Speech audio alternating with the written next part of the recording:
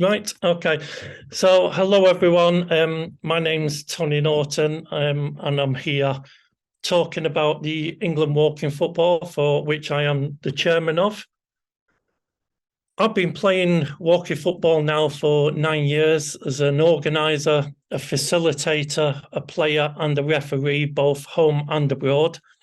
And I was involved with the English FA in producing their first FA laws of the game in 2016. I'm still very much, although I'm the chairman of the England Walking Football community, I'm still an organizer of recreational football sessions, 3 of them a week, which is no pressure. As we just said before, people just turn up, they pay £3 and they kick around for an hour and a half and just enjoy it and go home again. So it's very, very important that we don't lose focus on that, although I'm going to be talking about the England Walking Football community.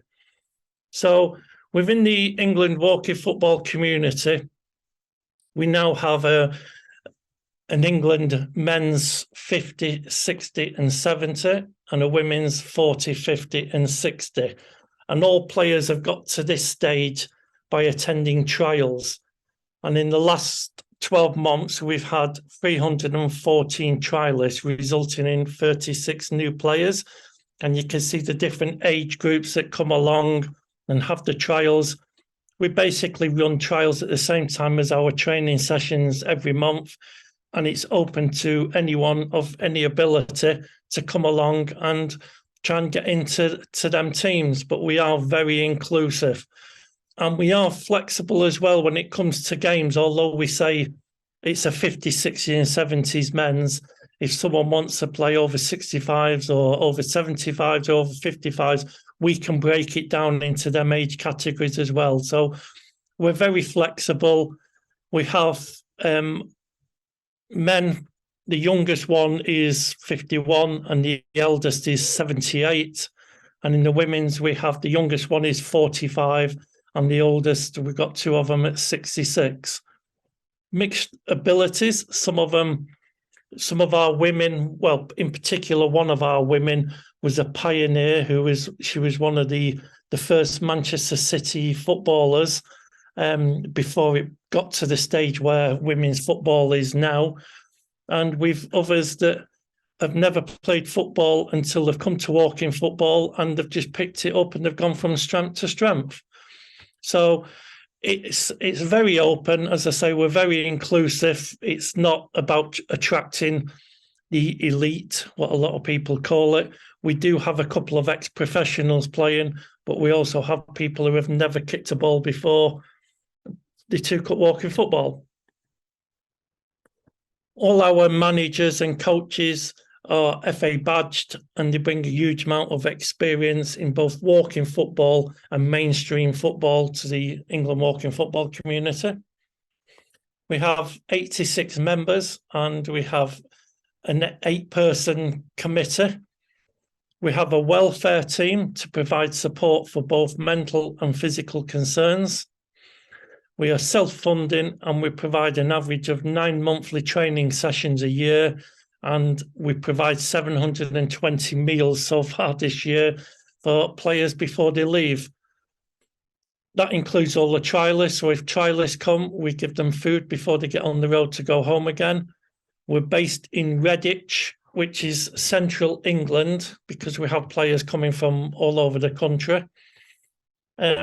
And we have an end-of-year awards where we'll sit down and we'll have a meal for 100 people and give out awards. But again, it's just making sure that people come together and bond. And it's not the women sat in one corner and the men sat in another. It's very mixed and it's all about the camaraderie. EWFC's main focus is to provide men over 50, 60, 70 and women over 40, 50 and 60 the opportunity to represent their country in international games home and abroad. Now, we know this isn't for everybody. We're not by any means trying to claim that we are the official England team, because we're not.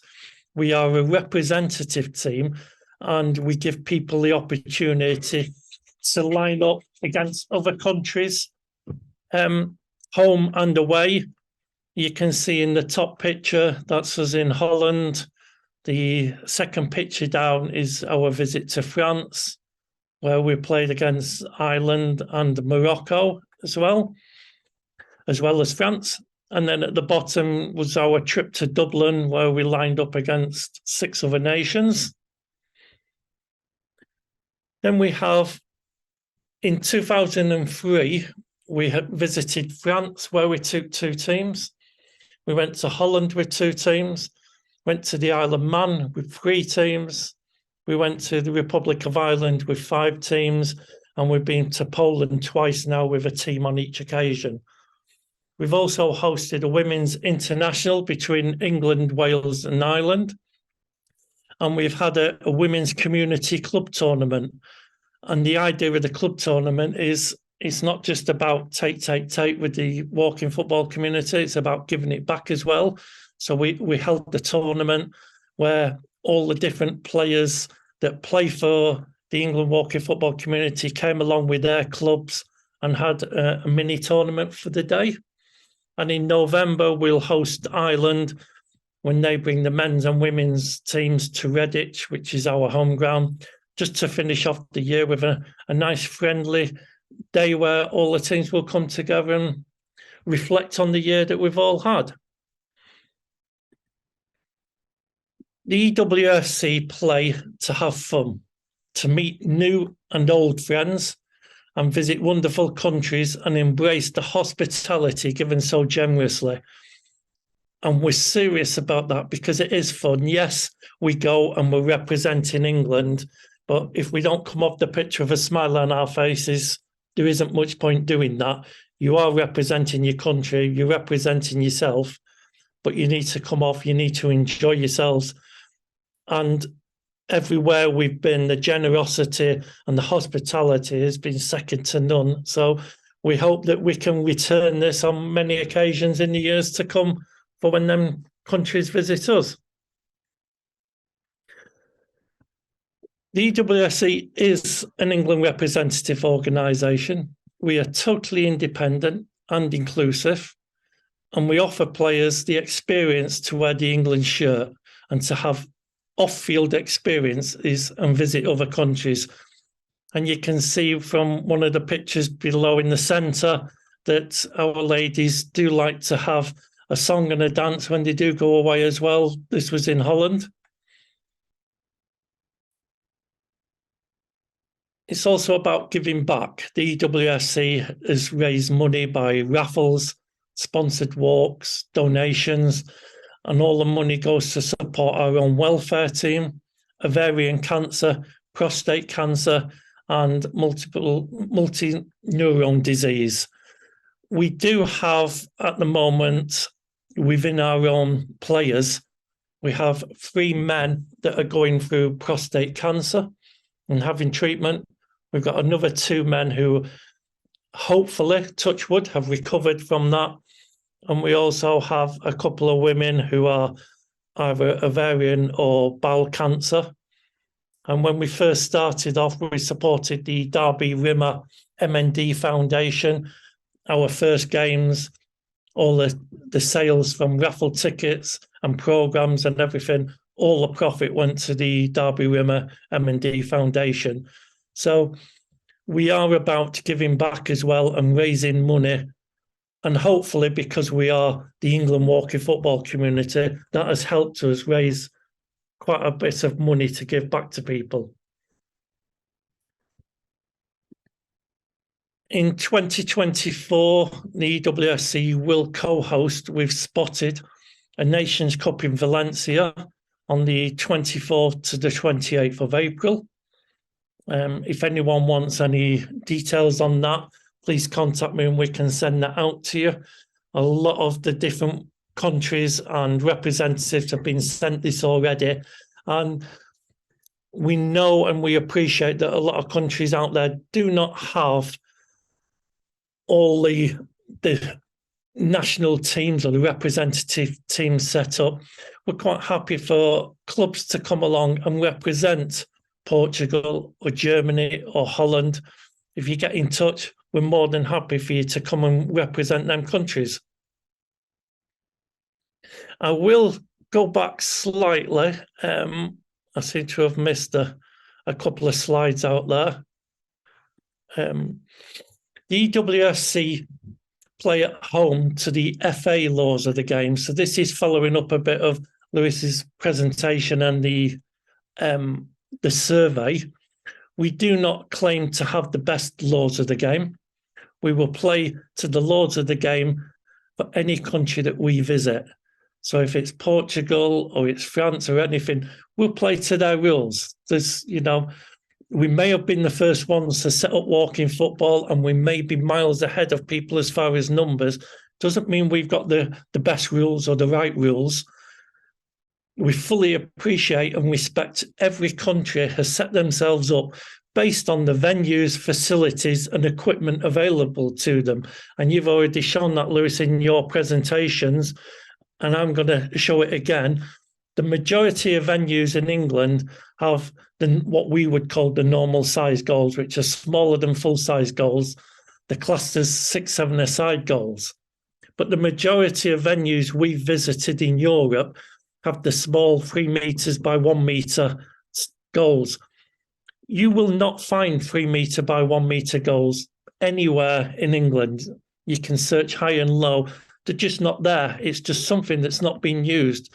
So how can someone say to us that we have to start using them when there's no venues that have got them? And it's the same for us. We can't go to Holland and say, you should be using bigger goals. We want a goalkeeper, because they haven't got the bigger goals. And it's, in Portugal, the Euro Copa, you can see the bottom picture with the goalkeeper diving. It's more or less a full-size goal. And then you've got Browns, which are using what we call the hockey style goals, which are similar to our size of goals. And you've already shown, Lewis, where you put a sign across the top half of the goal to make it a smaller goal. We are totally dictated to by the size of the goals at the facilities across our own countries. So we all need to appreciate all countries are different. All variations of the laws of the game are dictated to by venues and equipment that are available. Embrace these laws, enjoy the variation, and most of all, enjoy the experiences they bring. I've been going to Holland now for 7 years with clubs and as a referee, and they are very different rules to what we have. There's no goalkeepers, there's no goal areas, the small goals. It's great. Just go and enjoy it. And hopefully people come to England and they will come and enjoy it as well as a different experience.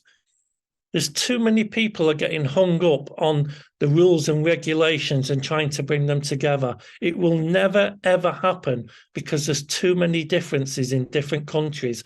Embrace it, enjoy it, go and have fun and meet different people.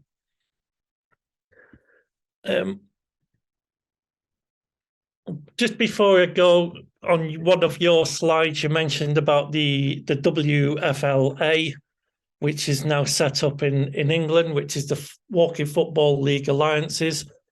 I'm also the chairman of the WFLA, and we've just successfully finished our first national tournament.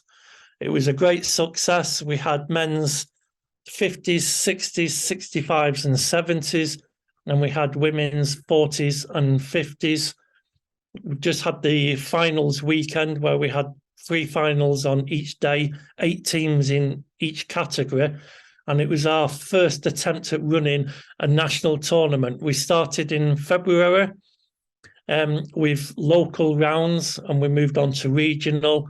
And then in September, we had the finals. It was a massive success. Again, it's not everybody's cup of tea, but it's there for the ones who want the competitive football. And it's a very open tournament, and we hope that next year we'll have even more teams entering it. So thank you for your time and listening to me. Feel free to contact me or visit our website if you want any more information about us. My phone's always on. We're always very open. So I now have the pleasure on behalf of Walking Football Portugal in handing over for the closure and the International Walking Football Congress. Thank you all for attending, and thank you to all the speakers. I've been dipping in and out all day.